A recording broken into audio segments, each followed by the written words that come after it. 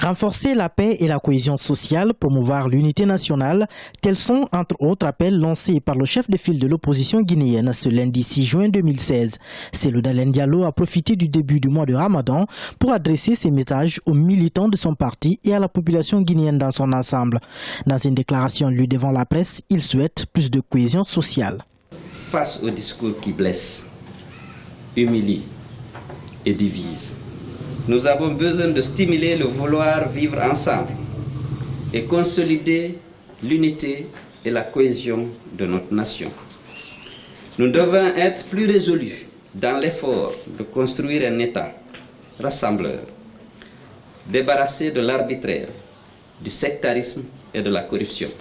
Un État à même de rendre la nation, qui est notre référence commune, ouverte à tous, plus solidaire et plus cohésive. Outre la cherté actuelle des denrées de première nécessité due, selon des observateurs, à la hausse récente de la TVA, la taxe sur la valeur ajoutée, le président de l'Union des forces démocratiques de Guinée, UFDG, s'est également prononcé sur la question de l'assassinat du journaliste Mohamed Koula Diallo lors d'une assemblée générale de son parti.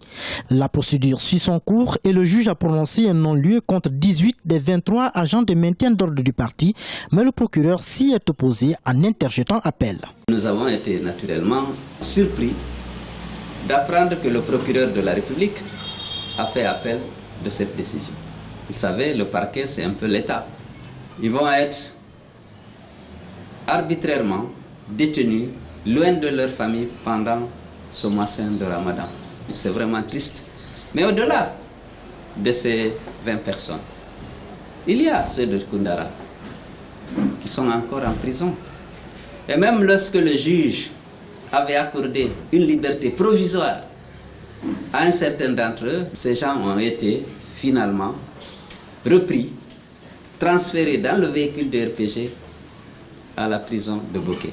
Aux opérateurs économiques, l'ancien Premier ministre et candidat malheureux aux 2 dernières élections présidentielles guinéennes demande de revoir à la baisse les prix des denrées de première consommation en ce mois de Ramadan.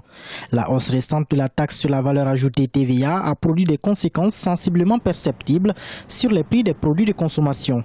Une situation que déplorent les commerçants, mais surtout les consommateurs dans un contexte où le revenu n'a pas connu d'augmentation.